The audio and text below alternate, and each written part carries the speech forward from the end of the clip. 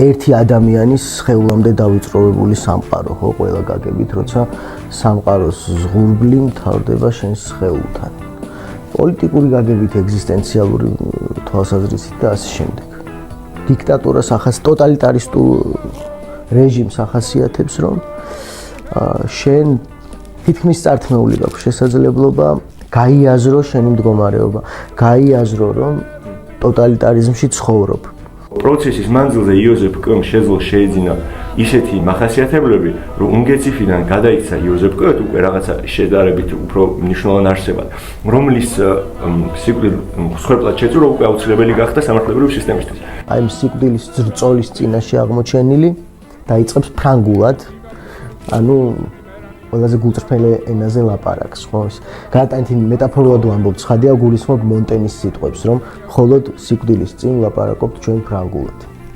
ხო, ბიძამ ნათელი წერტილია ჩემი აზრით ამ წიგნში.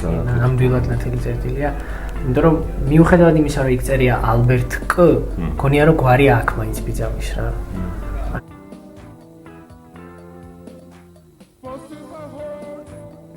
მე მოყოლილი მაქვს ეგ ჩემი ეგზემპლარი კიევში რო დამრჩა. არა. მაგის გამო ჩავედი კიევში. ის ხო, ვერაფერ თან არც ვიცოდი მივაგნებდი თუ არა, ხო, 1-6 წლის დამუშავებული. და სად იყო? სასტუმროში მივაგენი. ოღონდ სასტუმროს დამლაგებლის სახლში. უიდეთ. რაჯანდაბათ უნდა ქართულ სხვენში ქონდა დადებული. ახლა ისტორიაა. ხო, მე მქონდა ეს წიგნი აი წლების წინ ვიყიდე და არ ვიცი, არ ვკითხულობდი რა, მეთქი რა, რაღაცა არც დავფიქრებულ ვარ, რომ ეხა არ ვკითხო. უბრალოდ ეგრე ბუნებრივად. არა, იდიოტური ყდა აქ. მე მომწონს სხვა. არა, მეც მომწონს, მაგრამ სრულიად იდიოტურია. იმას ფრანგულ წიგნებს აქ პროცესს იდიოტური ყდა. იმიტომ რომ ისეთები ხატია, აი, პირდაპირ იოზეფ კ ხატია ყდაზე. ხო, ვიცი, გალიმარის გამოცემა. ხო, და მაინტერესებს.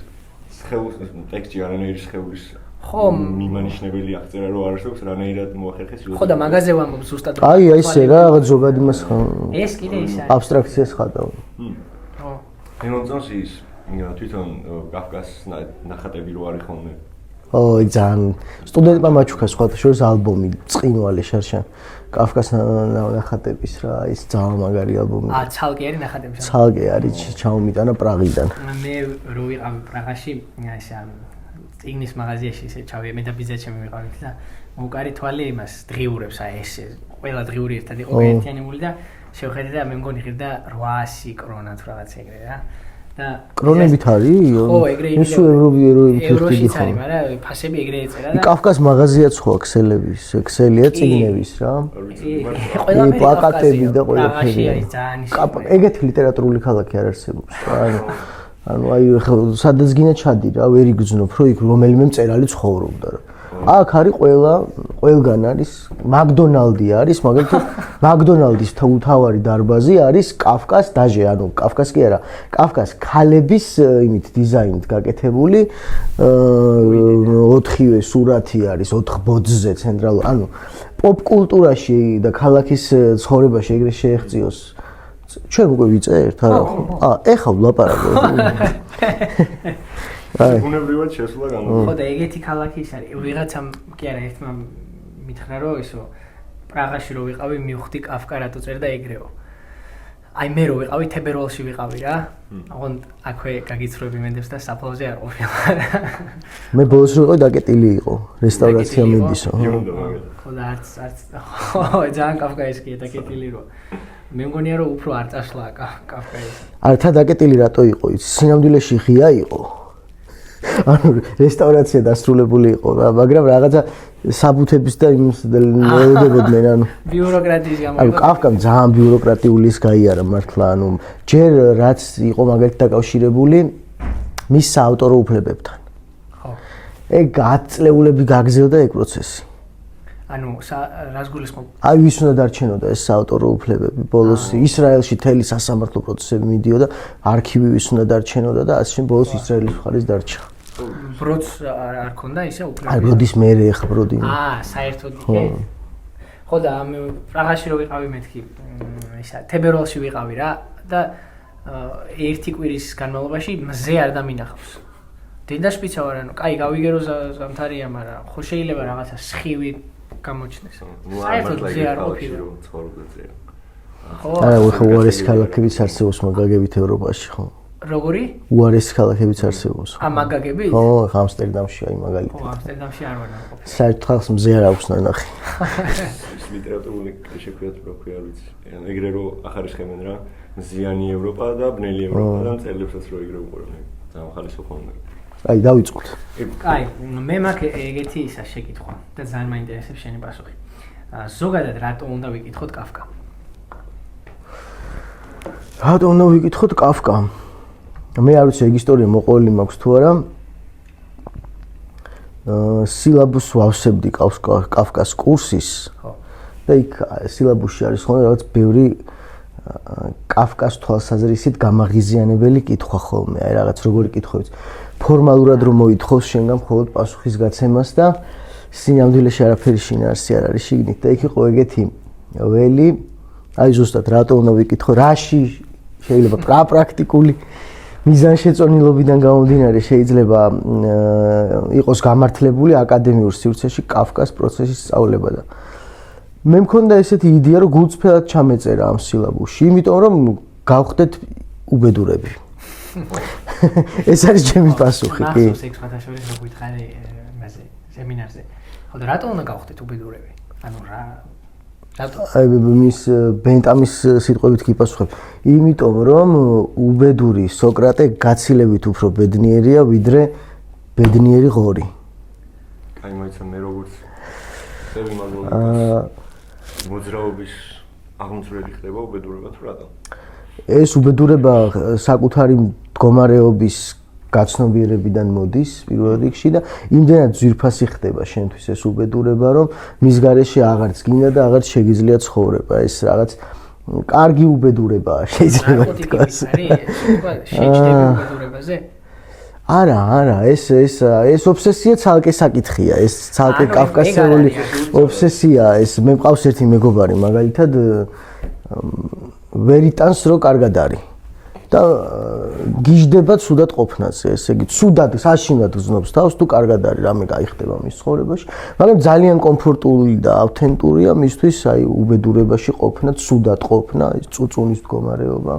ხო და მუზები მოდიან მე ლექსებს წერს. მაინც ვერ მისმის. მე მგონი ამ უბედურების გამო დაიწყო ლექსების წერაც.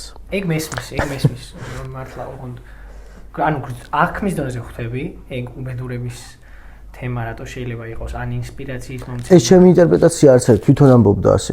ლიტერატურა ისეთივე გავლენას უნდა ახდენდეს ადამიანზე, როგორც დიდი უბედურება. ეს ციტატა, ეს არის მისი სიტყვები.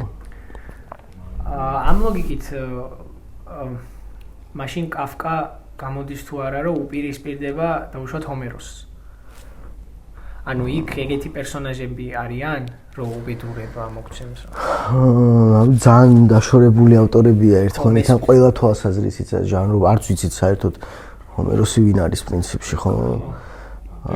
ვერაფერს ვერ გეტყვი. ანუ იმდენად განსხვავებული სამყაროები და ჟანრები და პერსპექტივებია, აი მაგ საერთოდ არ მგონია ჰომეროსთან მუშაობდეს ეგ თემა. ხო, ანუ არის ბედნიერების თემა. ხო, ანუ სამყაროს აღქმის თემა. ღია სამყაროს აღწერს რა, შენთვის ღია სამყაროს აღწერს. კაფკა არის ჩაკეტილობების მწერალი, ხო? აქ ეს არის კლაუსტროფობიული ჩაკეტილი სამყარო. ერთი ადამიანის სხეულამდე დავიწროვებული სამყარო, ხო? ყველა გაგებით, როცა სამყაროს ზღურბლი მთავრდება შენს სხეულთან. პოლიტიკური გაგებით, ეგზისტენციალური თვალსაზრისით და ასე შემდეგ. ჩემი წარმოგენით ეგ უბედურების ენა. თუ დააკვირდებით აი პროცესში, ხო? სულ ოთახებში ხდება მოქმედება. არასდროს თითქმის ბოლო თავს თუ არ მივიღებთ ხედველობაში და ეს გამონაკლისის ცხადია მან სპეციალურად დაუშვა. რაღაც კონკრეტულ სივრცეებში, თითო ოთახში ხდება მოქმედება. მაშინაც შიგნით არის, იმიტომ რომ ეტლში ან რაღაც იმაში. კი. არასდროს ღია სივრცეში, ღია სისტემაში. ეგ შეიძლება ვთქვათ, რომ სამყაროს მასშტაბით დაპატარო და იმიტომ რომ ადამიანზე ორიენტირდეთ. და სამყაროს მასშტაბით დაპატარებულია, მაშინ საკუთარ თვითრეფლექსია, მარტო უბედურება, თვითრეფლექსიის შანსს მარტო უბედურება გვაძლევს. ბევრი მიზეზი აქვს მაგ სამყაროს შენს სხეულამდე დაპატარავებას რა. ერთი ეგ რომ შეიძლება რაღაც ფოკუსს გაძლევს, კი ბატონო. მეორე ალბათ ის რომ მართლა დაპატარავდა ეს სამყარო ამ კაბინეტებამდე, ოთახებამდე. ბიუროკრატიულ კონტექსტში. ამას პოლიტიკური შინაარსიც აქვს, ხო? თავარი დისკურსი, რაც კავკასთან მუშაობს ტოტალიტარიზმის აღწერის თვალსაზრისით რა არის, რომ დიქტატურას ტოტალიტარისტულ რეჟიმს ახასიათებს, რომ შენ თითქმის წართმეული გაქვს შესაძლებლობა გაიაზრო შენი მდგომარეობა, გაიაზრო რომ ტოტალიტარიზმში ცხოვრობ. სანამ შენის კონკრეტულად შენი, აი ოჯახის წევრებისაც არა, კონკრეტულად შენი სხეულის საზღვრებს არ გადმოკვეთავს რეჟიმი. ხო. იქამდე აი გარშემო რაც არ უნდა მოხდეს. შენ მიუხედავად ყველაფრის, რაც არ უნდა მოხდეს გარშემო, შეუძლებელია გაიაზრო ტოტალიტარისტულ სამყაროში ცხოვრობ და ეგრე იწყება ხო რომანი? ხომ სამართლებრივ სახელმწიფოში ცხოვრობს. ეგრე გონია. დარწმუნებულია მაგაში, რომ სამართლებრივ სახელმწიფოში ცხოვრობს და ბუნებრივად ჩდება რეფერენსები თუნდაც თანამედროვე საქართველოსთან, ხო? აი ადამიანები, რომლებსაც შვილები დაუჭირეს, დედები დაუჭირეს, რაღაც დედა, რომელსაც შვილი დაუჭირეს და მაინც აი თავისი პოლიტიკურ იდენტობაზე დგას, ხო? ანუ შენი შვილის დაჭერაც კი შენი შვილის ცხოვრებაში მომხდარი უბედურებაც კი არ არის საკმარისი აი ამ ბინდის გასაფანტად და შენი მდგომარეობის გასააზრებად. აი სანამ უშუალოდ კონკრეტულად შენ არ შეგეხება. აი ეს არის ხო ერთ სხეულამდე დაპატარავებული სამყაროს ანუ პოლიტიკური კონცეფცია. ხო. საზოგადოების ახალი მოდელი იქნება, ანუ კავკასთან მაგალითად. რა თქმა უნდა. კათითო კაცებას. ხო, რა ვიცი, ხა ტერმინი ინდივიდუალიზმის უარყოფითი ინტერპრეტაცია მგონია მე ეგ. ანუ ჩაკეტილი სამყაროები იქნება ადამიანების სახით რა, ვერ უკავშირდებით ერთმანეთს. ნუ გარდა ამისა, ხო, აი ამ ეგზისტენციალურ ველსაც აღწერს, ხო? ურთიერთობების რღვევის ველს აღწერს, ხო? რომ აღარავისთან აღარ ხარ მათ შორის საკუთარ თავთანაც კი რაღაც ძაფრი ეგზისტენციალური კავშირებით, მიმართებებით მიბმული, ხო? ეს ეგზისტენციალიზმის მთავარი თემა არის, შეიძლება ითქვას. აღარავისთან, აი არც მშობლებთან, არც ოჯახის წევრებთან, არც საყვარელ ადამიანთან, არც მეგობრებთან და არც არავისთან შეიძლება ითქვას, ხო? ეგ ხო განხეთქილებას იწვევს მე. ზედაპირული ხდება ურთიერთობები, ძალიან ზედაპირული ხდება ურთიერთობები. ადამიანები აღარ დებენ თავიანთ პერსონალურ გამოცდილებას და იდენტობას ამ ურთიერთობებში, ხო? სხვათა შორის თვითონ სრულიად განსხვავებული ტიპი იყო, მაგრამ გაგებით, აი ძალიან განსხვავებული და რატომ? კარგად ჩანს ეს მის ურთიერთობებში ქალებთან. რატო გიждდებიან ქალები კავკაზე? ეს ძალიან მნიშვნელოვანი საკითხია რა. იმიტომ რომ კავკასს შეუძლია გაგრძნობინოს, რომ შენთან ურთიერთობაში ის თელთავის შემოქმედებით პიროვნულ ეგზისტენციალურ ძალისხმევას დებს. და ამის მაგალითია წერილები მილენა სადმი, ხო? ქალი, რომელსაც სულ რამდენჯერმე შეხვდა და ფაქტობრივად ამ მიმოწერაში იქნება სოფლიო მემუარული ლიტერატურის ერთ-ერთი უმნიშვნელოვანესი ძეგლი. და როცა თან ისეთი გენიოსი, როგორც კაფკა დებს თელთავის შემოქმედებით და პიროვნულ ძალისხმევას ამ ურთიერთობაში და ამ წერილებში შეუძლებელია ხომ ამან არ გამოიწვიოს რაღაც ძაფრი ემოციები და მიჯაჭვულობა და ინტერესი მისდავი, ხო? არა, როგორ ახერხებს თვითონ ესეთი თვითექსპერტი? მე ყავდა იქ მეგობარი სხვათა შორის რა, აი არილის რედაქტორი მალხას ხარბედია რა, აი უნიკალური ნიჭი ქონდა თანამედროვე ადამიანებში ძალიან იშვიათად რო შეხვდები, აი ძალიან იშვიათად რო რამდენი ადამიანიც მას იცნობდა, აი ყველა მათგანს ქონდა განცდა, რომ აი პერსონალურად შენ გეკონტაქტება. რაღაცა ზოგადი ადამიანი კი არ ახარ, რაღაც შაბლონი, მატრიცა. აი პერსონალურად შენთან შემოდის თელს ძალისხმევას დებს იმაში, რომ აი პერსონალურად შენთან შემოვიდეს კონტაქტში და აი პიროვნული პერსონალური მიმართება ქონდეს შენთან რა და ეს ძალიან მაგარი იყო. ერთხელ მახსოვს მომიტრიალა და მეუნება რომ აი მე ხა შემიძლიაო შენო თლიანადო აღგწერო. აი ეს გარეგნულად ვა ისეთი მაგარი შეგრძნება იყო, ეგრევე რა თქმა უნდა კაფკა გამახსენდა რა.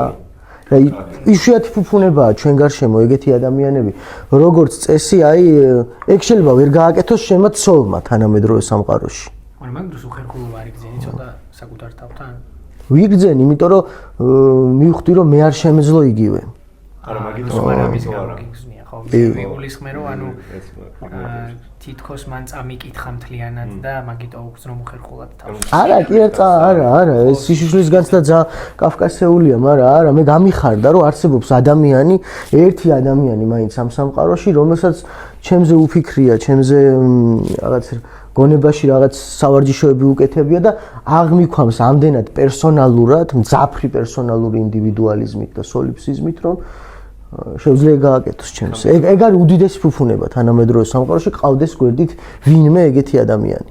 მე რა მაინტერესებს? საშიში რატო არის შენ თქვი შეკითხოს და რომ შემთხვევით კაფკა მაგის საპირისპირო განცდას ხო არ ტოვებს მკითხველში.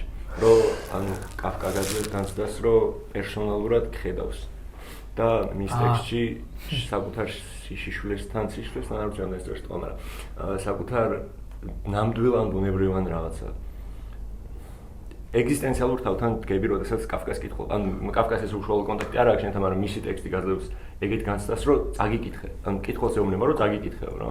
ანუ ეგ ამბავი. ეგ ძალიან ცუდი არის ეგეთი. ბიჭო ძალიან, მე ვერ ვიტყო ეგეთ ტექსტებს ვერ ვკითხულ ვარ შემილია.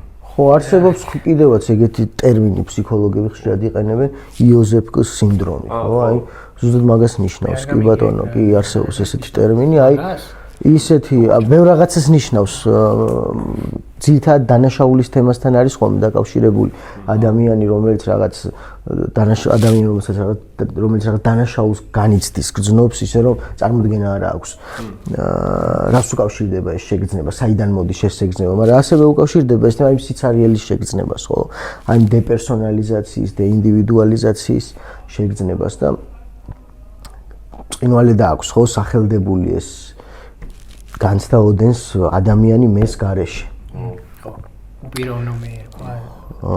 ინე მეორენაირად. მეს საჩემი სათაური უფრო მომწონს მე ესე ვთარგმნე. ადამიანი მეს გარეშე. აი ეგ მოდერნიზმის ერთ-ერთი თემაა, ხო? რობერტ მუზილის თქვა გენიალური რომანი უთვისებო კაცი, ხო, რო გავიხსენოთ. ყველა ასპექტით დაცლილი ადამიანი, გამოცარიელებული ადამიანი, ხო? სხეულის გარეშე, წარსულის გარეშე, ისტორიის გარეშე, გვარის გარეშე და ასე შემდეგ. აი ეს არის მთავარი სილოგიზმი, რომელშიც კაფკას პერსონაჟები შეგვიძლია მოვაქციოთ, ხო? რა გარეშე. ადამიანი, რომელსაც შეგვიძლია უწოდოთ აი არაფერზე ცოტა. და ეს უნგეციფა, ხო, ეს მიყვარს ეს ტერმინი, სხვათა შორის რაღაც. წერი, ხო?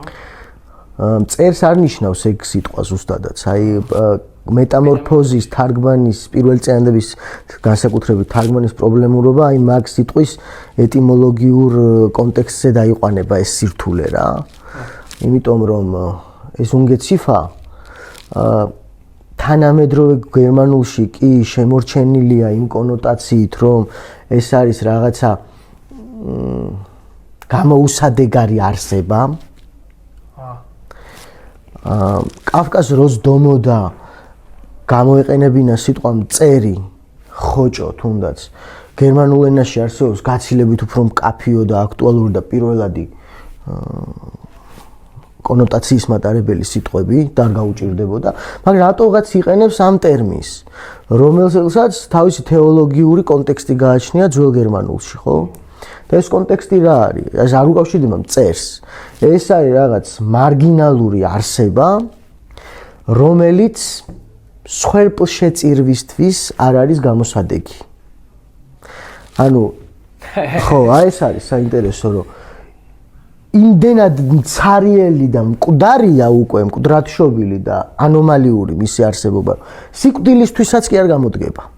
აი წარმოიდგინეთ მარგინალიზმის სიღრმე, ხო? სხვათა შორის საინტერესოა რომ მაგ ტერმინს კაფკა საიდან ჩანს რომ იცოდა მან ამ უნგეციფას ძველი გერმანული ეტიმოლოგია იყენებს წერილი მამაში აი ერთი ეპიზოდია მამამის საყვედურობს რომ ჩემს მეგობრებსო შენო ამას ეძახდიო და რა ამას აი ზუსტად ეგ ტერმინია გამოყენებული უნგეციფა უნგეციფა გამოდის მაშინ. ხო და ძალიან პრობლემურია ზოგიერთ ენაში გარდასახვასოთ არიან. საერთოდ არ არის სიტყვა მწერი, ხოჭო მსგავსი ნახსენები, ხო? და მე კავკასიის მკვლევრები ამბობენ, რომ ის ნაბოკოვის შესანიშნავი ლექცია სხვათა შორის კავკაზე, იქ მთელ მსჯელობას აგებს რაზე? მაგასაც წერები ხო განსაკუთრებულად უყვარდა. ხო და მთელს მსჯელობას აგებს აი ამ ხოჭოს ვიტალიზმზე და ბიოლოგიაზე რა, რანაირი ხოჭო შეიძლება ყოფილიყო ამ კავკას აღწერების მიხედვით ინტერპრეტირებს რა. და ბოლოს ამბობს, რომ ძალიან მაგარ ამის მივხვდიო და ჩემს სტუდენტებსაც გაუზიარეო ესო, რომ მივხვდი იმასო, რომ თავარი, რასაც გრეგორი ზამზა ვერ ხვდებაო, არის ის, რომ ხოჭოაო, შესაბამისად ფრთები აქვსო. შეუძლია ფანჯარა გააღოს და გაფრინდესო. თავარი, რასაც მივხვდი, არის ის, რომ კაფკა გვეუბნება, რომ ადამიანს ფრთები აქვს, ამას შეუძლია გაფრინდეს.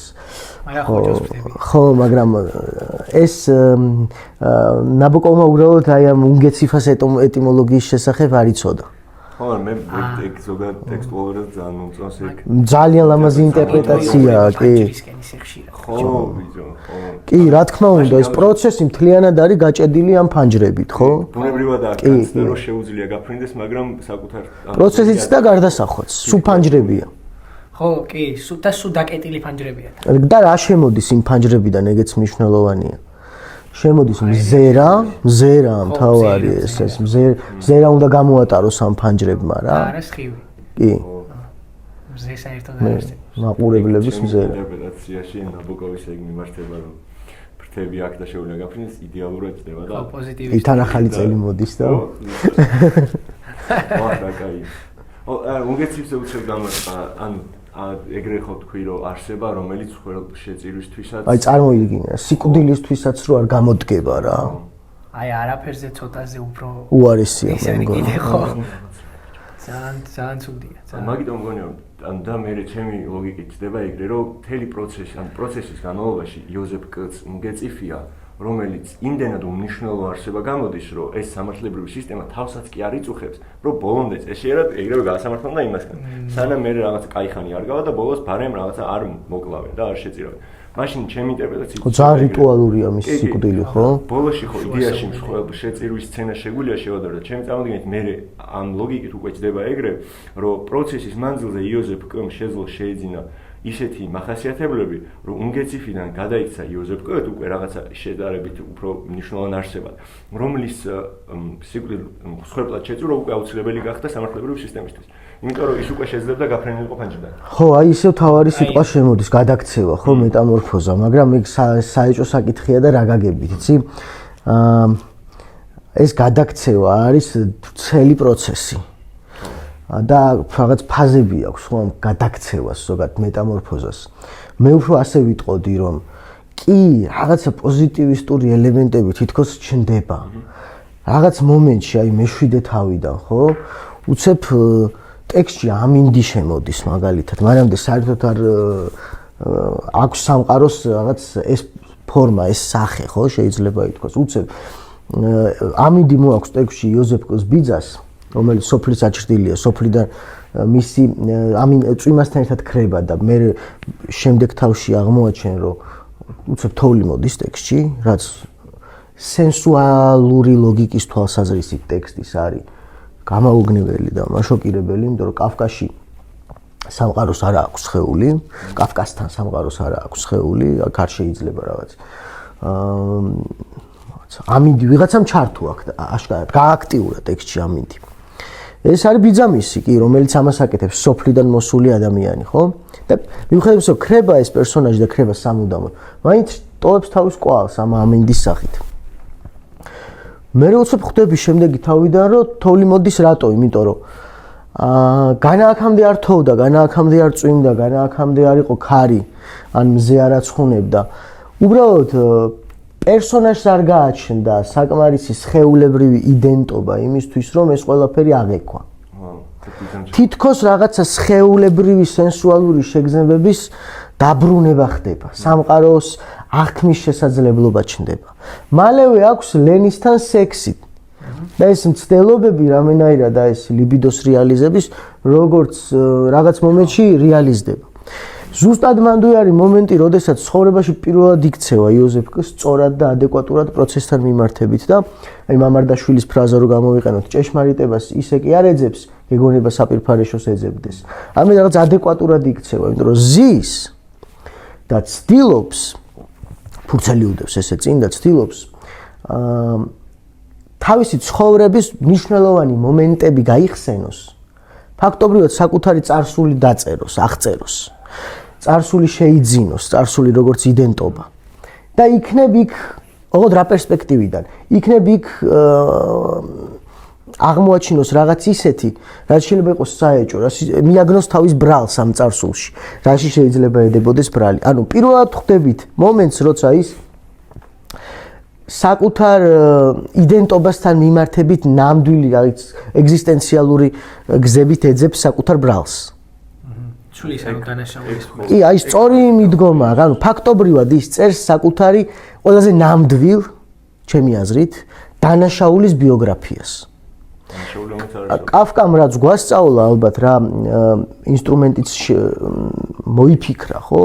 საკუთარი იდენტობის გააზრების არის ის, რომ ჩვენი ცხოვრება უნდა წავიკითხოთ სწორედ დანაშაულის პერსპექტივიდან. ადამიანის ყველაზე გულწრფელი, გაუყალბებელი და ნამდვილი ბიოგრაფია არის დანაშაულის ბიოგრაფია. ხო, და აი ზუსტად თითქოს აი ყველაზე უფრო ნამდვილი და ავთენტური პერსპექტივიდან ცდილობს საკუთარი თავის გააზრებას კ. მაგრამ ხდება რა? უცებ შემოვა დირექტორის მოადგილე ოთახში და იმ ფურცელზე, რომელიც ჯერ ცარიელია, მაგრამ სადაც მისი იდენტობა, მისი ყველაზე ნამდვილი არსებობა უნდა დაიტანოს, ეს ხატავს ანეკდოტს, კარიკატურას. ხო და აი რომ დაუბრუნდეთ ჩვენს რეპლიკას. აი მამარდაშვილთან მივალ ისევ ჩვენ იმდენ ის ამბობს, ჩვენ იმდენად შორიდან მოვდივართ საკუთარ თავთან შესახვედრად, რომ შეიძლება ეს დრო, ეს გზა არც იყოს. არ აღმოჩნდეს საკმარისი ამ შეხვედრისთვის. და საბოლოო ჯამში ვიღებთ ადამიანს კს, რომელიც აი ამ იდენტობის შეძენის რაღაც მომენტში ჩერდება. მიხდი? ვერ ასწრებს ბოლომდე ადამიანად ქცევას და ვიღებთ რაღაც ნახევარ ფაბრიკატს ადამიანის, ნახევარ ადამიანს, 20%-ით ადამიანს. შორიდან იწყებს მიზეზი ეგ არის? შორიდან იწყებს, გვიან იწყებს და მანდ კიდე მთავარი რა არის? თავარი არის ის, რომ მან არ იცხოვრა იმ განცდით, რომ აი ახლა აი ამ მომენტში, აი ამ წამს მთელი მისი ცხოვრება მომხდარია. აი ეს არის კაფკასთან თავარი, ხო? იგავი კანონის კარიბჭესთან განასახიერებს ამას, სწორედ, ხო? ანუ ეს იგავი კანონის კარიბჭესთან კი არის მთლიანი რომანის რაღაცა დემო ვერსია, რაღაც იგავური ვერსია, მაგრამ ყველაფერი ემთხვევა თითქმის პროტაგონისტი, სამყაროს მიმართება ამ პროტაგონისტისადმი, მეორე ხარისხოვანი პერსონაჟები, სიტუაცია ერთნაირი, მაგრამ ერთი მნიშვნელოვანი განსხვავებაა. კ-სა და სოფელს შორის. კ კვდება 30 წლის ასაკში და ის არ კვდება ბუნებრივი სიკვდილით. სოფლელი კვდება უკიდურესად ბუნებრივი სიკვდილით, მიღწნილი რაღაც. ყველაზე უფრო ღრმა ასაკში. საიდან ჩდება ეს განსხვავება, ხო? იქიდან რომ კაფკა გეუბნება, რომ საერთოდ არ აქვს მნიშვნელობა რამდენი წლის ხარ. 30-ის, 15-ის, 18-ის თუ 80-ის. შენ ნებისმიერი შენი ცხოვრების ეტაპზე, მომენტში ისე უნდა იცხოვრო, თითქოს აი ამ წამს, აი ახლა, მთელი შენი ცხოვრება უკვე გავლილია. პრინციპში ეს წინადება შეიძლება ვთქვათ თითქოსის გარეშეც, იმიტომ რომ კი ნამდვილად აი ხა აქ სამივე აქ ყოფი ადამიანის ჩვენი ცხოვრება უკვე გავლილია. იმიტომ ჩვენ არანაირ გარანტიას არ ვფლობთ მომავალს. ეგ უბედურებას გიქრობს ისე. ხო, ნუ ჩემი წარმოდგენით უნდა კაფკაზე პოზიტივისტური წერალი არ არსებობს. აი პირველად გავიგონე. ეს რა გითხარი? მთელი სემესტრი ამოგება ხაიზე. სინამდვილეში მუღამი რა არის, რომ ახ ეხლა მოვისურვე. კაფკა რატო ქვია კამიუს SS კაფკაზე იმედი კაფკას შემოქმედა. ძალიან უცნაური სახელია, ხო? სიტყვა იმედს რა შუაშია იმედი და კაფკა თითქოს, მაგრამ კაფკაზე უფრო იმედის მომცემი მწერალი არ არსებობს ჩემთვის პირადად, იმიტომ რომ ერთია იმედი, რომელსაც ვინმე სხვა მწერალი გაძლევს, მაგრამ მეორეა პესიმიზმის და ეგზისტენციალური კრიზისის მამა კაფკა რო დაგანახებს შუქს, რომელიც მოჩანს იმ უფსკრულიდან, რომელიც მან ადამიანის არსებაში გათხარა, ხო, აი რაღაც აღრმავა, ხო? და ეს იმედი რა არის? ჯერ ეს ერთი აი ეს რაც თქვით, ხო? და მეორე მხრივ ისიც რომ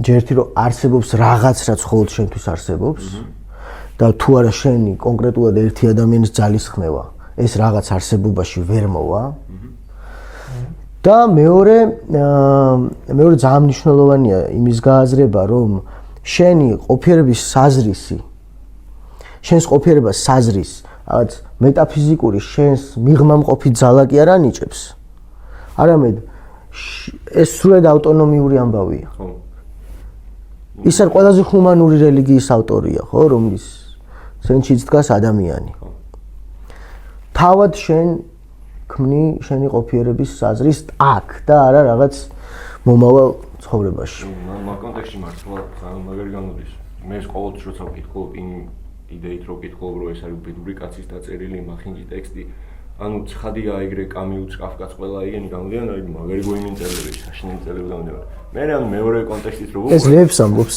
ოქნა არა კონტექსტში მე მეორე იმითი რომ მივდივარ რომ იცი რა ანუ ტიპმა ეს დაგიწერა ანუ რაღაც პროცესში დაწერა მაგამდე მეტამორფოზი დაწერა და მე უყურებ და რეალურად გეუბნება რომ იცი რა მე ასეთ სიტუაციაში ვიყავი მაგრამ იცოდე რომ იმედი ყოველთვის არსებობს და მე გაჩვენებ რომ მე კი ვერ მაგრამ შანსი არის რა მაგ კონტექსტში ვკითხავ და მაგას რომ მთელი ერთ სემესტრი რომ მეთქვა ეს პროცესი გავლისას რომ ანუ ეგ არის ჩემთვის პოზიტივისტური ინტერპრეტაცია რა ბიძის ეპიზოდიც ეგ არის რომ ჩემი ეს ბიძა მაგ ტექსტში პროცესში ღმერთია ჩემი და რაღაცა ძალიან ლამაზი ინტერპრეტაცია გამოდის იდეაში ჩემი არ არის მითხრეს მე რომ ანუ ღმერთი გამოდის რომელსაც მე შემოაქვს დროის აღქმაც რაც ყველაფერი შემოაქვს რა და ერთადერთი და იდეაში კაფკა მაგითი გეუბნება რომ არსებობს შანსი რომ გადარჩე ხო ეს ციტატა რომელიც კაფკას ეკუთვნის ბოლომდე არ არის დასრულებული რომელიც ციტატა არსებობს იმედი ოღონდ არა ჩვენთვის ხო ასეთია მისი ფრაზა ახლა დაუბრუნდით ისე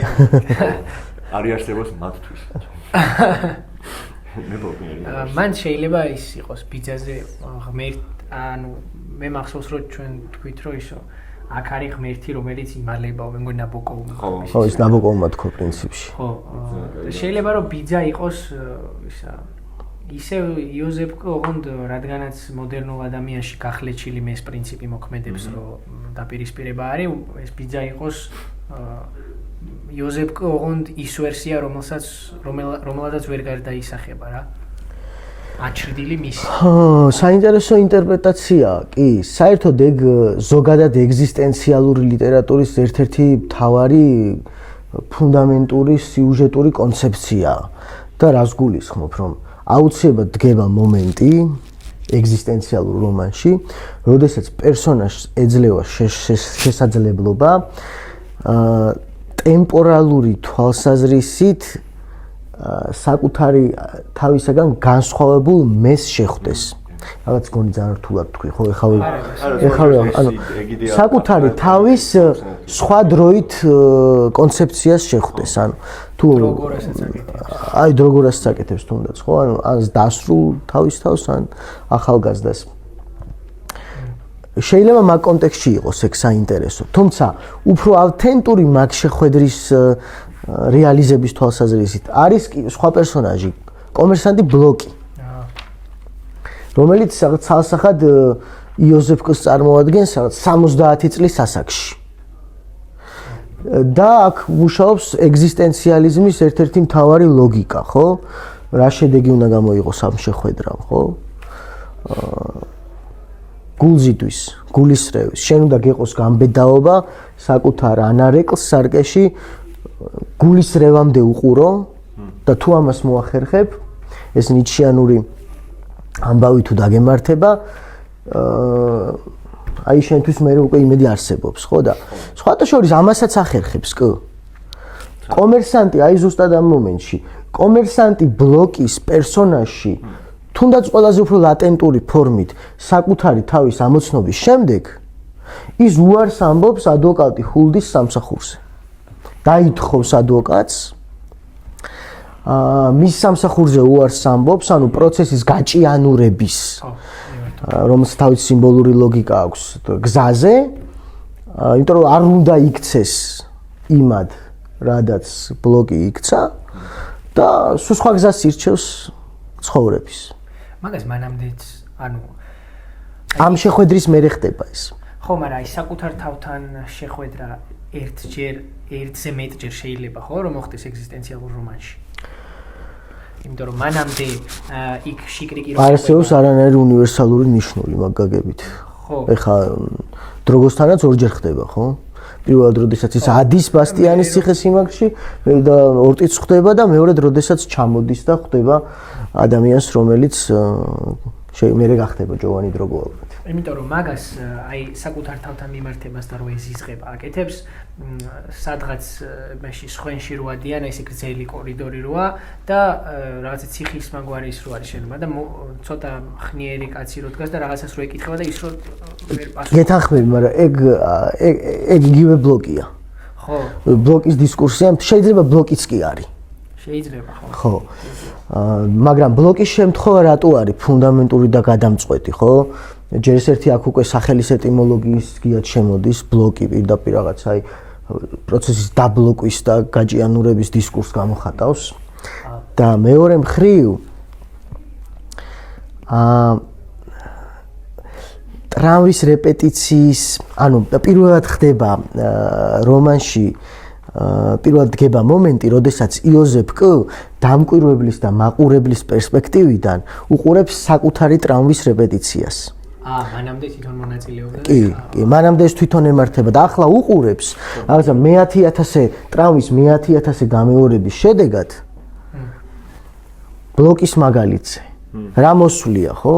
მუხლებზე დგას ძაღლივით და ამ ადვოკატი ხულდის წინაშე წკავწკავებს. ძაღლივით ის არის. ხო, იქ სხვათა შორის აი კაფკა შეგნებულად ლინგვისტურ ასოციაციას და მინიშნებას აკეთებს მკითხველისთვის, იმიტომ რომ ტრამვის პირველი რეპეტიცია იწყება ფრაზით ზედამხედველი გიხმობთ და ეს ტრამვის ბოლო ბლოკისეული რეპეტიცია იწყება ფრაზით ბლოკ ვექილი გიხმობთ. თითქმის ზუსტი რემინისცენცია და აი მომენტი, იმიტომ რომ ეს რემინისცენცია რო არ გააკეთოს საკუთარ თავთან ტექსტმა, შენ იმდენად შეცვლილია ყველაფერი, იმდენად დესტრუქციული და დანგრეულია ეს ტრამვა და განვითარებული, რომ ვერც მიხვდები.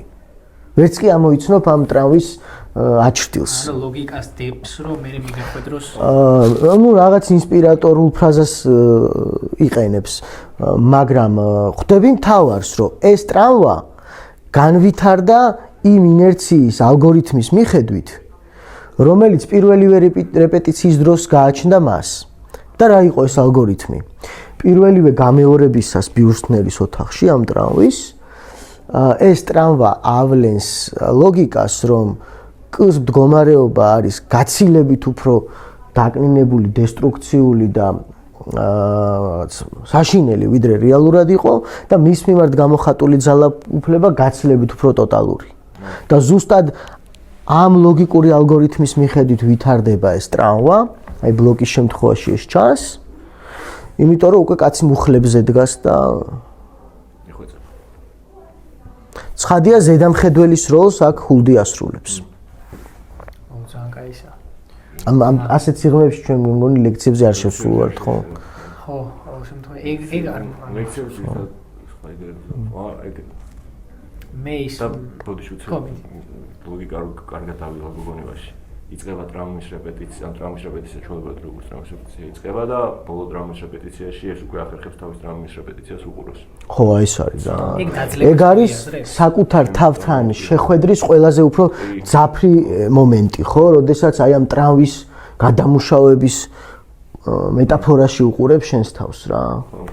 კაფკა თუ ახერხებს, არა თუ ახერხებს ნამერი მაშინ ყველაფერი კარგად ჩდება. მაგას ახერხებს ნამერი უფრო იმედის მწერალი გამოდის. რომ ოდესმე შეძლებს საკუთარი ტრამვის რეპეტიციას უყურო და მე შეცვალოს მითარ. რეალურად ამ სცენის შემდეგ იღებს გადაწყვეტილებას ჰულდის ადვოკატი ჰულდის სამსახურზე თქვას უარი. ანუ რაღაცა ისინი აქ ხო ჩადებული კარგი გაგებით ნაღმები რომ დაგანახოს რომ აი დადებითი წერტილები არის ტექსტში მიუხედავად იმისა რომ ეს ერთი შეხედვით ვერ ხედავ. ეგრე შეიძლება მე რა ვიცი ამ რომანმა გადამარჩინა სასიცოცხლო ენერგია დამიბრუნა მაგალითად რომელიც დღემდე არ ამოწურულა. ძალიან უცნაურია ჩემთვის ეგ. მეც არ მისმის რა ნერად მოახერხა აფკამ ეგ. აფკამ კი არა ლექსომრა ნერად მოახერხა რომ აქედან ეგ ენერგია აეღო. ხო ეგეც ან ესეც ორივე მიგვირს. ავი რომ მე რა წამიღია ეგეთი. ხო ჩემთვის ის იყო რა ქვია. ოდისეასგან წავიდა ეგ ენერგეტიკა. ოდისეასგან ჩემთანაც უფრო ხო მაგრამ პრობლემა ის არის რომ ოდისეას სამყარო აღარ არსებობს. ხო. და სად წავიღოთ ეგ ენერგია? მე მგონი ვეპოტინებით უფრო აი ჰომეროს უფრო ვეპოტინებით და აქ არის რომ გაურბივართ ამას და ვედაშენ ვერ მივაგენით. მივაგნებთ ან მე წინა ვიდეოზე ნახე რა ტირილი თუ ამბობ რომ კაცების საოცნებო სამყარო არის ოდისეას სამყაროზე მოკიდია შენობაა. რას ვიზამ? აუ მე ძალიან მინდა იმაზე ლაპარაკი ტექსტთან მიმართებით ღმერთთან მიმართებით უძლური ქრისტეს მიმართება იდეაში და ერთმა ეგეთი ინტერპრეტაცია მაქვს მოსმენილი რა რომ ამ ტექსტში შობა და გოლგოთა არის ერთდროულად შესაბამისად არ ეძლევა საშუალება იოზეფ კ-ს რომ კი არა და იდეაში ჯვარს რო ეცმევა ანუ არავინ არ ყავს მის გაყვება ამ ჯვარცმაზე და ვერავის ცოდვას ვერ მოინანიებს, იმიტომ რომ შობა და ჯვარცმა ერთდროულად ხდება. შესაბამისად ვერავის ცოდვას ვერ ინანიებს, მისი ჯვარცმა არის უშედეგო, უმნიშვნელო. ეგ ინტერპრეტაცია კი მომწონს ძალიან. ჩემი წარმოგიდგენთ უძლური ქრისტეს იდეა არის ეგეთი რაღაც, რომ ადამიანი, რომელიც სოციუმისგან სრულიად საპირისპირო მიმართებებით არის აღგრძნებული, მაგრამ არ შესწევს საკმარისი პიროვნული ენერგია, რომ შეცვალოს ეს სოციალური მიმართებები. და ამ ტექსტში როგორ შეიძლება დავხსნათ ეგ? ხო, ჯერ უნდა ითქვას, რომ ყველა ეპოქა ვალდებულია შეემუშაოს ჯვარცმის პირველ ცოდვის თუ კაინის მიერ აბელის მოკვლის. აი ძირეული ბიბლიური დილემების, არქეტიპების და პერსონაჟების საკუთარი მოდელები, ხო? ვალდებული ცოტა ისეთი სიტყვაა, მაგრამ ჩდება აუცილებლად ეს ასპექტი, ხო, ლიტერატურაში და ხელოვნებაში ზოგადად. მე მგონია, რომ კაფკა იყო ერთ-ერთი ყველაზე მნიშვნელოვანი ავტორი, ვინც მოდერნიზმის ქრისტე დოსტოევსკისთან ერთად ალბათ ყველაზე უფრო ავთენტურად აღწერა, როგორი იქნებოდა მოდერნული ქრისტე, როგორი ეპოქა ეყოლებოდა მოდერნიზმს. უნდა ვთქვათ, რომ იოზეფ კ არამხოლოდ უძლური ქრისტეა, არამედ ის არის ეგოისტი ქრისტე. საკუთარი თავის ქრისტეა ის. ეს არის ქრისტე, რომელსაც ჩამოშორებული აქვს კაფკას მიერ სოტერიოლოგიური ფუნქცია, ხსნის ფუნქცია არ გააჩნია მას. ის არავის სახსნელად და გადასარჩენად არ არის აქ მოსული. ერთადერთი ფუნქცია არის საკუთარი თავის გადარჩენა. აი მოდერნული ლიტერატურის მიმართება კლასიკურ ბიბლიურ სიუჟეტებთან ხშირად არის ასეთი, რომ რაღაც ერთი შეხედვით კარკასულ რაღაც ფიტულის დონეზე ინარჩუნებს პერსონაჟის იდენტობას. ერთი შეხედვით ყველანაირი რაღაც ზედაპირული ელემენტი სახეზეა, არის 30 წლის იოზეფ კ. არის უდანაშაულო დამნაშავე. ვაშლის გარდა იქ არის ხო რაღაც ნოლიმე ტანგერეს სცენების გამეორება და იქ არის ცველები როგორ იყოფენ მის ტანისამოს და ასე შემდეგ. უამრავი ალუზიაა ტექსტის ჯვარცმიდან და სახარებიდან, მაგრამ ინარჩუნებს კარკას, მაგრამ აი რაღაც ისეთ თავარს გამოაცლის ამ ბიბლიურ პერსონაჟს, რაც მას იმად აქცევს, რაც არის. ხო, აი ქრისტე, რომელსაც არაფერი და არავინ არ აინტერესებს, საკუთარი თვითგადარჩენის ინსტინქტი ამოძრავებს მხოლოდ. ურწმუნო იობი, ხო, აი თუნდაც იობის პერსპექტივაში თუ განვიხილავთ ტექსტს, ხო, თითქოს იობიანურ მდგომარეობაშია, მაგრამ ურწმუნოა. არ წამს არაფრის, ხო და ქრისტეს კონტექსტში იქ ხო ძალიან კარიკატურული ის არის განვითარება ხაზის, ხო, აი გოლგოთა რო ახსენოთ და ჯვარცმა, გოლგოთის გზა სად ჩანს? აი ეს გზა არის, რომელსაც გადის პირველ დაკითხვამდე, ხო, რომელიც რამდენიმე გვერდი გრძელდება. მეორე მისვლაზე ამ გზას ის ზუსტად ერთ წინადებაში გაივლის. ხო, აი კაფკას ხედვა ასეთია, ხო, რომ აი ქრისტე რო ავტობუსით ასულიყო რა, აი გოლგოთის გზაზე რაღაც. ეგეთ პაროდიას აკეთებს, ეს გოლგოთის გზის პაროდიაა და თუ ავტობუსით მიდიხარ გოლგოთის გზაზე, თანაც ჯვრის გარეშე, ასე იწყება მესამე თავი, ხო? იქ არაფერი არ დაგხვდება. იქ დაგხვდება აბსოლუტური სიცარი, ჯვარცმა არ შედგება. ხო, პროცესი ქვია. ხო. თუ ეს პროცესი გამოტოვე, გოლგოთის გზა თუ გამოტოვე, იქ შენ არ დაგელოდებიან. არც ეცოდინება თუ იქნება დაგელოდებ, ძალიან მერე. და ისა ქრისტეს ამბოზე რომ კომენტარი გავაკეთო იგი. მე ეგრე მუშაობ რა, რომ რაღაცას რომ ვიდე მე ერთიანობაში უნდა ჩამოვაყალიბო, რომ მე დავსვარო, ხო. აი მახსოვრო რა და ანუ და იმას რომ და ისე ჩემი წამით იმას ვუნდება ეგ რომ სამყაროს მასშტაბი იმდენად დაპატაროებულია და იმდენად ეგოცენტრულია გამხდარი ისევ და ისევ რომ ქრისტეც კი თუ რაღაცა ცდილობს ხოლმე საკუთარი თავისთვის და არასხვის თოდებს მოსანილი. იმიტომ მეორე თავში ხო გამოდის იოზეფკოს სიტყვით, სადაც ამბობს რომ ია ყველაფერს შევცვლი გამოვასწორე. მე საკუთარი თავისთვის კი არ ვიბრძვი და საკუთარი სოციალური უფლებებისთვის, არამედ აი სხვები რო არ აღმოჩნდნენ ჩემს მდგომარეობაში მაგისთვის. მაგის ხო იტყვება. კი იტყვება, იმიტომ რომ მესამე თავში თვითონვე ამბობს მოვიტყუეო, ეუბნება იმ რეცხავ ქალს. მაშინ რამეთებს ეგზისტენციალურ ლიტერატურაში ტყუილი იმიტომ რომ კამიუსთან მაგალითად არც ერთი პერსონაჟი არ იტყვება ხოლმე როგორც ეს. არ მატყუარა. აქ გვაქვს ტყუილის ყველაზე უფრო ეგზისტენციალური ფორმა. საკუთარი როლზე ტყუილი?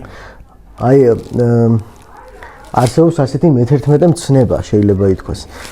ჩემს უფროს მეგობარს და ჩვენს ბიბლიის ქართულად თარგმნელს ზურაბ კიკნაძეს ეკუთვნის ეს ფრაზა. ნუ ეცრუები საკუთარ თავს. აი ამ ტყუილს ამბობს ის საკუთარ თავს ეცრუება, საკუთარ თავს ატყუებს რაღაც ყველაზე უფრო მნიშვნელოვანში და არსებითში. და ტექსტის მაშინ ჩემი წამით ექსიც როემ მხოლოდ პირველ ნახევრის ცოტა მერემდე გრძელდება. ტექსტის ბოლო ნახევარში მით უმეტეს ბოლო რამდენიმე თავში ეს ტყუილი საერთოდ აღარ არსებობს. მე ხო რასო ტექსტს ალბათ მე ვიტყოდი რომ ამ ტყუილის ჭრდილი მაინც აღწევს მომენტამდე, სადაც იოზეფ უშუალოდ სიკვდილის წინ აღმოჩნდება და ის სოფლელის მსგავსად იმ ცნობილი იგავიდან პირველად დასვამს კითხვებს აი იმ სიკვდილის ძრწოლის წინაშე აღმოჩენილი და იწყებს ფრანგულად, ანუ ყველაზე გულწრფელ ენაზე ლაპარაკს, ხო? გადატანითი მეტაფორულად ვამბობ, ცხადია გულისხმობ მონტენის სიტყვებს, რომ მხოლოდ სიკვდილის წინ ლაპარაკობთ ჩვენ ფრანგულად.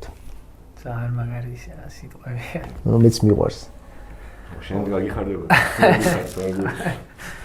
მან მახსოვს გითხარი რომ თარგმანში ძაღლივით დამკლეს რო წერია, დამკლეს ზედმეტია სიტყვა. ხო. კი. მარტო ანუ ძაღლივით და სამი წერტილი, ხო? ეგრე უნდა ძახილის ნიშანი. ძახილის ნიშანი. ხო, ეს ზოგადად წინვალი თარგმანია, უნდა ვთქვა, ლეგენდარულ თარგმანს ნელი ამაშუკელს ეკუთვნის, შესანიშნავ თარგმანს გერმანიის ეს თარგმანი. და ეს შეცდომა როგორ მოუვიდა ბოლოში, ცოტა არ იყოს მიგვირს. იმიტომ რომ ძალიან საბედისწერო მომენტშია ეს შეცდომა დაშვებული. როგორც კირკეგორი ამბობს, არ არსებობს უფრო გულწრფელი და ნამდვილი სიტყვა, გაუყალბებელი სიტყვა, ვიდრე სიტყვა მომაკვდავისა. და რა სიტყვის იოზეფ სიკვდილის წინაშე მყოფი, რა იქნება მისი ბოლო სიტყვები, ეს ზოგადად რომანის გააზრების თვალსაზრისით არის გადამწყვეტი და ძალიან მნიშვნელოვანი ამბავი. და მნიშვნელოვანი რომ ეს მისი სიტყვები ვიაინ ჰუნდ იყოს სწორად თარგმნილი, როგორც ძაღლი, ან ძაღლივით. და რატომ არის მნიშვნელოვანი? ჯერ ერთი რომ ინტერპრეტაციის ველს ქმნის ეს სიტყვები, მე მაგალითად ძაღლივით დამკლეს ეს ინტერპრეტაციაც მომწონს. მაგრამ ჩემთვის უფრო ავთენტური გააზრება ამ ტექსტის თქვა ძაღლივით ვიცხოვრე. მე ასე დავასრულებდი ამ ფრაზას. მაგრამ თავარი მანდ რა არის საბა რომ იოზეფ კს როგორც ადამიანს მეს გარეშე როგორც უნგეციფას, როგორც არაფერზე ცოტას ჩამორთმეული აქვს ყველაზე უკანასკნელი ადამიანისთვისაც კი წმინდათა წმინდა უფლება წარმოთქვას თავისი სიცოცხლის ბოლო სიტყვები. ეს არის რაღაც აბსოლუტური დესტრუქცია, ხო? საკუთარი თავარი პერსონაჟისადმი და საკუთარი თავისადმიც კი ალბათ ყველაზე უფრო სასტიკი და ტანჯველი განაჩენი არ დაამთავრებინო სიტყვები, სიცოცხლის უკანასკნელი სიტყვები მას, ხო? კაფკამ ასე გადაწყვიტა, რომ კს ვერ მოესწრო.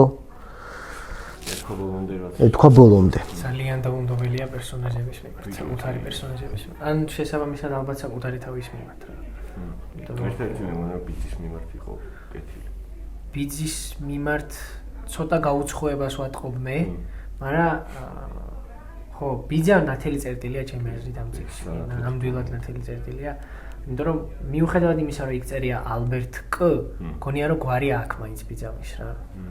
ანუ ვერ წარმომიდგენია ეგ პერსონაჟი რომ უგვარო იყოს. ისე იქცევა, აი ის დასაწყისი როგორც იწყება იქ თავი, რომ იმ პერსონაჟებს ორი პერსონაჟი როა მის ოთახში იოზეფ კოსთან იდაყვებით რომ წევს ესე და რომ შედის, აი რაღაცა სამყაროს სოფლის აჩდილს ეძახის. ხო, აი ის არის. ამ ქალაქურ ურბანულ სტერილურ სამყაროში უცებ სოფელი ჩამოვიდა რა. რაღაცა ანტიკური და მოიტანა თავისი ეს რაღაც კლასიკური, სხვათა შორის ალბერიც არ არის შემთხვევითი სახელი, იმიტომ რომ გერმანული სამყაროს, გერმანულენოვანი სამყაროს აი ძალიან ძირძველი და ესეთი ტრადიციული კულტურული კონოტაცია, აი როგორც გიორგი რო გამოიყენო, ხო? ან დავითიანო, ხო? ან ეს ტრადიციული სამყარო შემოაქვს ამ მოდერნულ ქაოსში გესმის ამ ალბერით. ბერძენი კაცია უეჭველი. ბერძენი ერთი კაი ბერძენი პერსონაჟი შემოაგდა ტექსტში და აი გაუქნია ბოლომდე რა, რომ მე ჯერ კაფკა ეგეთ რაღაც გაკეთა რომ მაიცაი თლა ეგეთი კი მოგონორდი ხანახი რა განახოთ შემოაგდო ბიძა. ხო, და აი თავით რო შემოანგრევს სამყაროს ეგეთი პერსონაჟი. კი, ზუსტად. და სუნთქვის საშუალებას გვაძლევს ჩვენს, ხო, უცებ ტექსტში ბრუნდება, აი რაღაც ამინდი ბრუნდება ტექსტში, ეს რაღაც ხეულებრივი ხდება, რაღაც სუნები გცემს ნესტოებში, რაღაც ხმები გესმის ამ მომენტიდან, რაღაც ქცივა ცხელა პერსონაჟთან ერთად, ანუ რაღაც ხეულს უბრუნებს სამყაროს, შეიძლება ითქვას, ამ რაღაც ქარხნების გუგუნისაგან და ინდუსტრიალიზაციის ხმებისაგან და აი როგორც კაფკა ამბობს, ორთქლის ჩაქუჩებისაგან ჩახშული სამყარო პირველად ხდება სენსუალური და განცდადი. მიმართება სამყაროსთან, ხო? სხვა შორის მაღაზია აქვს.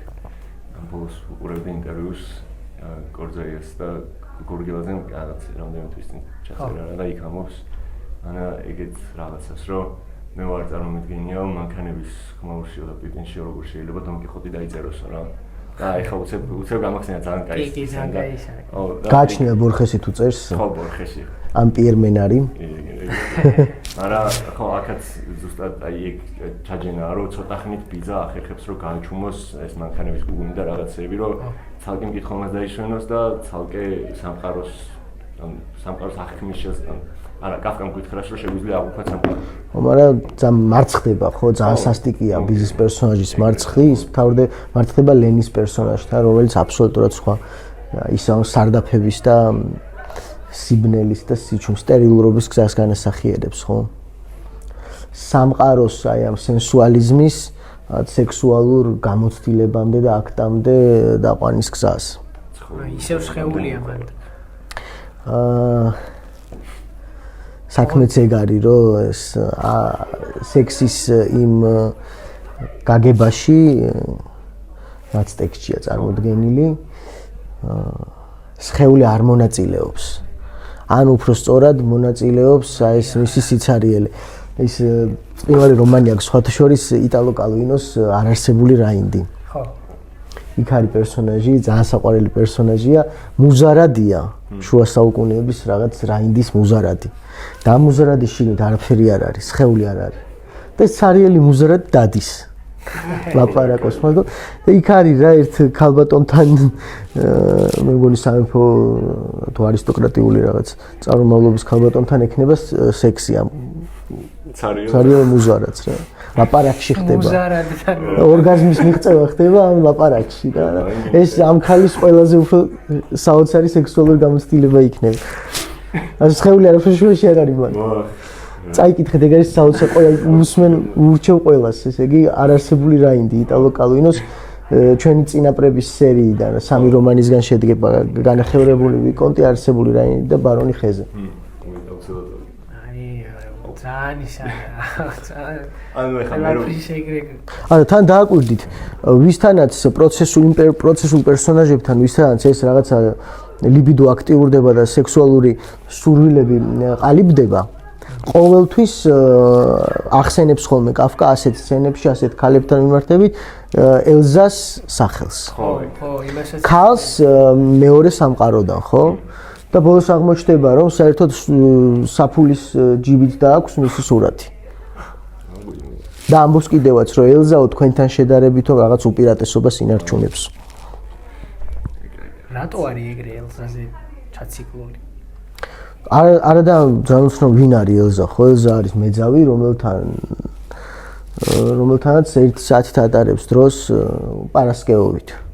მე მგონი უბრალოდ რომ ელზა ახერხებს, რომ ელზა არის ერთ-ერთი პერსონაჟი, რომელიც სხეულის აღქმას. თითქოს ელზა არის ნამდვილი ავთენტური მაგრიამ მაგდალელი. ხო. ერთგვარი ბიძის პერსონაჟთა კლასის წარმომადგენელი და ესენი ფეიქ მაგდალელები არიან, რა, ცრუ მაგდალელები. მოხდება ძალიან. მე Facebook-ზე განსაკუთრებით. ხო, კაია. ის მინდა რომ განვიხილოთ აი ხატვარი ტიტორელი სამგზას თავაზობს რა. იქ ეუბნება რომ ერთი არის რეალურად რომ გაგამართლონო, მეორე არის ალბათ გაგამართლონო და მესამე არის რომ ეს პროცესი გაწეულო და სულ იყოს, მაგრამ დიდად არ შეგაწუხებსო. და იოზეფ ხო არც ერთს არ ირჩევს აქედან. ანუ იქ არის რომ ნამდვილად რომ გაგამართლონ ვიღაცები ყოფილანო და მახსოვს რომ იობი ვიღაცაო.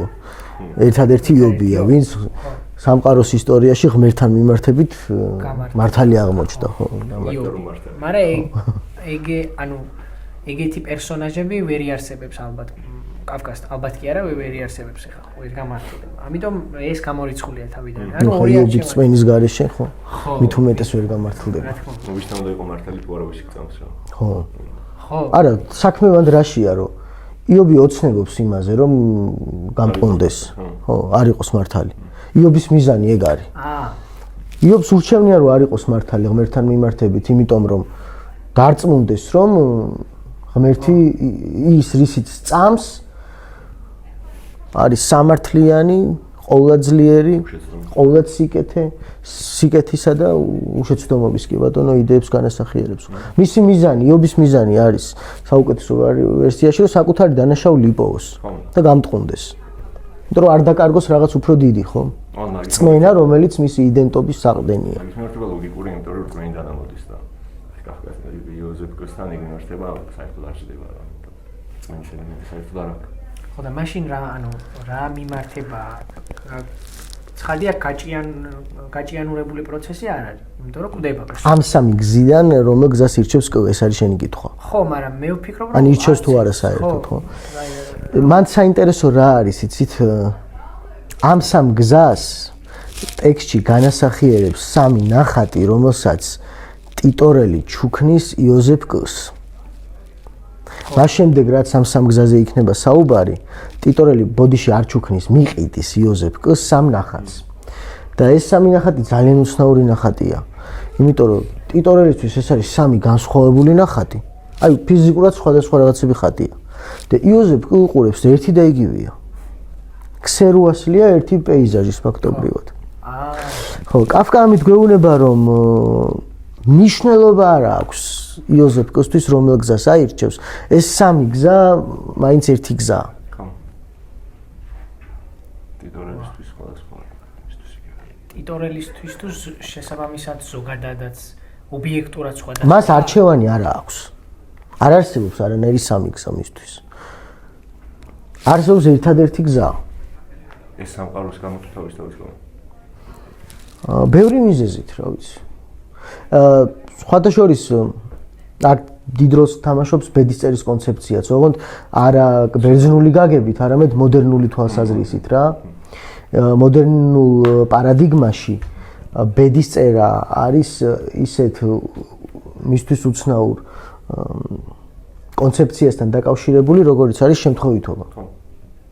აქ უკვე შემოდის შემთხვევითი ბედისწერის კონცეფცია რა. და აი სწორედ მაგ შემთხვევითი ბედისწერის იდეას არის დამორჩილებული კ. როგორც პერსონაჟი და როგორც ადამიანი, იმიტომ რომ ბევრმა ეს არ იცის, მაგრამ ამ წიგნში თავების განლაგება კი არის პირობითი, ბროდის დალაგებულია მთლიანად ეს თავები, მაგრამ ერთი რამ დაწვრილებით შეიძლება ითქვას კაფკას ხელნაწერების შესწავლის შედეგად, რომ მან პირველი თავის დაწერის შემდეგ დაწერა ბოლო თავი. და ამით მან უკიდურესად შეზღუდა თავისი, როგორც ავტორის თავისუფლება. მაგრამ სინამდვილეში ამით აბსოლუტური თავისუფლება მიანიჭა მან კს როგორც პერსონაჟს. ემოქმედა სწორედ აი შემთხვევითი ბედისწერის კონტექსტში. თავისუფლება ოღონდ ნეგატიური გაგებით, რა თქმა უნდა. კაფკა მაგით არის ღირებული ავტორი, რომ მან თავისუფლების სრულიად სხვა ნეგატიური პერსპექტივა და აღქმა შემოიტანა. ანუ თუ იცი დასაწყისში და ბოლო შუაში რაც გინდა გიგეთებია თავისუფლად ფარშულია. ჩარჩოში ჩასვა ანუ პერსონაჟი და იმ ჩარჩოში განთავისუფლა. სინამდვილეში ამით განთავისუფლა. ხო. მისცა მოქმედების უსაზღვრო ველი. ორე ბერძნული ის არ არის? როგორც დაუშვათ პერსონაჟს რო აქვს კონკრეტულად განსაზღვრული თვისებები. ზოგადად ბერძნული ტრაგედიის მოდერნული ჩარჩოს მიხედვით მიდის ტექსტი, იმიტომ რომ როგორც კლასიკურ ბერძნულ ეპოსში აქაც ერთ წელს გრძელდება მოქმედება. ხო, იგეცა. იმიტომ რომ კაფკამ ჩაკეტილი მხოლოდ სრულყოფილი მხოლოდ ჩაკეტილი წრეა ის ამბობს. ბერძნებთან სულ გაძევილი გაკეთდა. იწყება გაღვიძებით დაბადების დღეზე და მთავრდება დაბადების დღის წინა დღეს საღამოს თხრობა. ოღონდ რა ლამაზია ბიჭო ბოლო სცენა. მე ძალიან მიყვარს. ძალიან ლამაზია სიკვდილის სცენა. ყველა საუბრობს ხოლმე კაფკას დასაწყისებზე. ხო, ბოლოს არა. იმიტომ არ ახსენებენ რომ რაღაც ცნობილია კაფკა როგორც დაუსრულებელი მწერალი. რაღაც მაგრამ სინამდვილეში გაცილებით შთამბეჭდავია კაფკას დასასრულები რა. მე მისი დასასრულები უფრო მიყვარს ვიდრე დასაწყისები. მე ბიჭო. რომ რაღაცაზე შევთავაზეთ. ეს ნათელი წერტილი. ხო. არა ხო. მე შევთავაზეთ ბოლო, იმიტომ ბიჭო ბოლოს არ აკვირდებიან უბრალოდ რო გითხულობენ რა მე მგონი. რატო? არ ვიცი, ავით იმდენად მოხიბლულები არიან დასაწყისში და მე იმდენად ეგზისტენციალური კრიზისის ასპექტებში იმდენად ჩართულები არიან, რომ ავიწყდებათ ბოლო ნაწილი რა. მე ის არ მომწონს. რაღაცაზე ორიენტირდებიან. რო ვერ ასწრებს დამთავრებას მწერალი. აი რაღაცა ისე განცდას მიტოვებს, რომ უფრო სრულ ყოფილების განცდა მაქვს წიგნის კითხვისას, რომ ვიცი რომ ვერ მოასწრო ამის დამთავრება. აი რაღაცა უფრო ბუნებრივად. სინამდვილეში მეცხრე თავის მერვე თავის დამთავრება ვერ მოასწრო და არა. ხო, წერია კიდეც ხო? დაუსრულებელია. ხო და აი მაგრამ მომწონს ისე დაუსრულებელია. არ და საკმაოდ ადრე დაიწყო წერა. 1914 წელს დაიწყო წერა და ერთი წელი წერდა. მე გაჩერდა, გადადო გვერდით. მე პერიოდულად ურუნდებოდა ხოლმე. რომ წელს მოკვდა? 24-ში. ხო. ნუ 10 წელი და მოიწურდა ნუ. ჯო უბედური ცხოვრება. ბევრი სხვა ტექსტის. ხო, ეგ ცალკე. ისე პროცესი რო ამოვიღოთ, შენი აზრით ყველაზე დიდი რა დაუწერია? ნუ მგონი თანაბარი დონის არის პროცესი და მეტამორფოზა ძალიან მოთხრობის საუკეთესო მოთხრობა ალბათ სამყაროში. ხო, რა ვიცი. პირველი სიტყვა მოთხრობაზე ალბათ გახსენდება მეტამორფოზა. ის ივან ილიჩის სიკვდილი. ხო, ნუ რა თქმა უნდა, მაგრამ ახსოვს რომ ახსენე რომ ეგენი ის არის. ანუ მაინც მეტამორფოზა ეხა რაღაც პერსონაჟების ანუ დასაწყისი თუნდაც ხო? მარკესი ამბობდა მარკესმა რატო დაიწყო წერა? პანსიონატში იწვა ხელში ჩაუვარდა კაფკას მეტამორფოზა წავიკითხეო პირველი წინადადებაო და საწოლიდან გადმოვარდიო. და კაცო, რატო არავინ არ მითხრა აქამდე რომ ასე წერა შეიძლებაო? და თუ ასე წერა შეიძლება მეც დავწერო. მან მეორე გოიმობაცა ფოლკნერს ბაძავდა. ვინ? მარკეს. ახლა ბაძავდა რა. რა ჭირდა ვინმეს მისაბაძი კაც? არა ეგ ცხადია. ცუდი განგებით არ ვარ ბაძავდა. არა საერთოდ. არა ვაფშე. მაგაზეც მოხდება შენ ახლა უგონდ ცოტა უფრო ისეთი ხალხისგან. შუახნის რაც ხო. 25 წლის. მე ძალიან გამიხარდა რომ პოზიტიურად კი, წამომართ. იმიტომ რომ ჩვენ ბოლოს სემინარზე ლუკას ვეცით პატივი.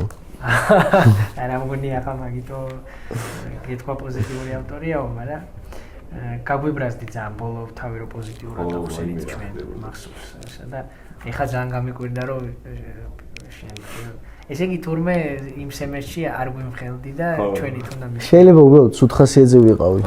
ეგ არ ვიცი ჩვენ რა გახარებულებმა მოვიფიქრეთ. ჩვენ ეზოში გავართ ერთ ნახევარი საათი. მახსოვს მე თქვენი ინტერპრეტაცია რაღაც დონკიხოტურ ხო, კი, არის კი.